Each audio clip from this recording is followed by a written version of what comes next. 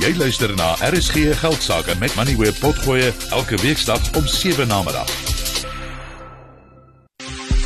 Besoek RSG Geldsaake se Facebookblad en kom ons gesels. Die Spur groep hou aan om sy handelsnaam en die loyaliteit van sy kliënte te gebruik om sy sake te bou met wesensverdienste wat styg tot R130 miljoen vir die 6 maande tot einde Desember verlede jaar. Omset in die restaurantbesigheid het met 10,4% gestyg tot R5,4 miljard. Wesensverdienste per aandeel styg met amper 15% na R1,57 per aandeel. 'n Tussentydse dividend van 95 sent per aandeel is verklaar, 'n styging van amper 16%. Ons gesels nou met Val Nichas, die Spur groep se bestuurshoof. Good evening, Val, and welcome to the show. Last time we spoke, load shedding was driving customers to your doors. Is that still true? Good afternoon, Tinas. Yes, I think load shedding obviously did impact us positively to a degree, not positively in terms of the cost for the franchisee, but we did see a bit of a shift when we saw a bit of a downturn in October, November. I think it was threefold. I think the one was definitely because load shedding had lessened, and I think consumers got a little wiser on how to deal with no power at home. And we also, obviously, I think it was also a little bit of what had happened with the rugby, where people gravitated back to their homes. And I think we've all become accustomed to it now. We have to deal with it. Our network, thankfully, is fully powered. I think we probably have 11 stores out of our full network that don't have a generator because they don't need to, or they can't have one put in.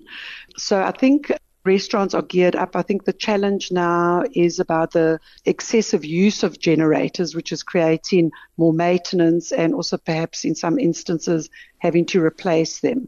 So no, I think load shedding is more manageable, but still at an expense, impacting operating costs. But it's not just about that. Your brand name and your customer loyalty also has an effect. I mean, customers have a choice. Yes, absolutely. And it's interesting. Yesterday, we had a new piece of research that was published, obviously in time for the results. And once again, it confirms that right now, with the economy the way it is, consumers are gravitating to brands that they love and trust and are looking for value, the best value. So I think that's been really good for us. I think a lot of our brands, and especially our Spur mother brand, I think has got such good brand equity and such a good customer loyalty that I think people know that at least if they're coming to spend 150 Rand, they know they're going to get the best return for that spend, with generous portions, good quality food, a great service experience, and your kids can play for free. So I think, yes, we have been beneficiaries of that. And I think that, again, emphasizes the importance of keeping the brands healthy, keeping them fresh, making sure operating standards are good, service experience is high. So, yes, definitely an advantage for us. Are you seeing changes in, let's call it convenience? Are there changes in your brands relating to takeaways and sit-down dinners? Yes, look, we still do a fair amount of takeaway business considering that we are a casual dining group. So takeaways at the moment are about 14% of our business. Most of it, just over 50, about 54%, are still people calling, clicking, or walking in to collect, and versus obviously using third-party aggregators.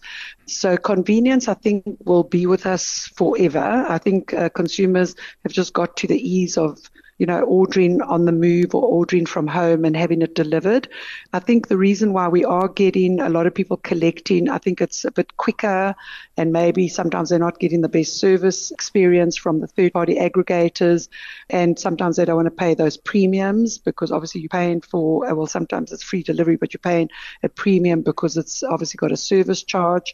So we do believe that convenience will continue, and it depends on the consumer's lifestyle lifestyle. I don't think it's a consumer only doing delivery. I think consumers have got a mix of meal option channels that they're using. And I think with the increase in technology and automation, I think it's becoming easier to transact electronically and just get your food at the push of a button.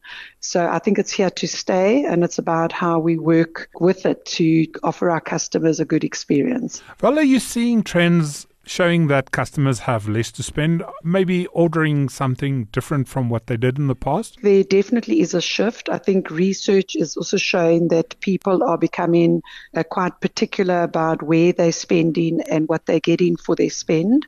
So I think that definitely is happening. In terms of menu patterns, other than us analyzing just our own stats, we have not seen a drop in average transaction spend. That's in fact gone up according to menu inflation.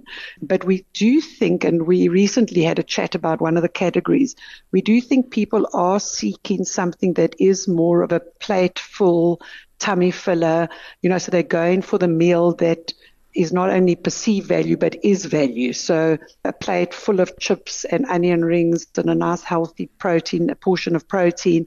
I think they probably are looking at that, as well as things like shareables, a bigger pizza that a family can share, a platter of seafood. Even our Rockamama's these days has got a platter of little ribs and wings and chili bites and chips. And, then a few more people can tuck in, and you can almost get a better return for that spend of going out for a meal. So that's what we've seen. We haven't done any real research around it, only what we've seen in our own patterns. Are you seeing the effect of the Doppio collection buy-in, even if it's maybe a bit soon for these results? Yes, it is only 1 month, but it was a big month, and also for them a good seasonal month. So we were very satisfied with the performance of just that 1 month's trade. They'd also opened a new restaurant in Botswana. They'd opened a new restaurant in Knysna. So that all helped because it's holiday time and beach time. So we were happy not only with the turnover, but also with the profit extraction for the first month. And they've got quite a few plans in the pipeline of new businesses being developed currently. So yes, we're really feeling good about the partnership and the decision to partner with them. And we hope that it will deliver the return on investment that we've projected. 2024, you're opening more restaurants, if you look at the Spur maybe?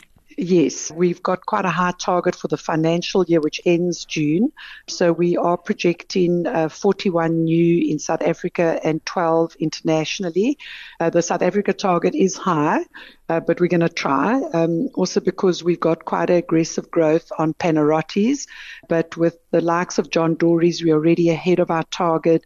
Panarotti's almost getting there as well because they're growing beautifully, and we're also opening in a lot of small towns like Leidenberg, Vryburg, places like that in the short term. So excited to see how we perform in those smaller communities. Thank you, Val. Dit was Val Nichas, bestuurshoof van die Spur groep. Jy het geluister na RSG Geldsaake met Moneyweb potgoeie elke weeksdag om 7 namiddag. Vir meer Moneyweb potgoeie, besoek moneyweb.co.za of laai die toepassing af en volg Moneyweb News om dagliks op hoogte te bly.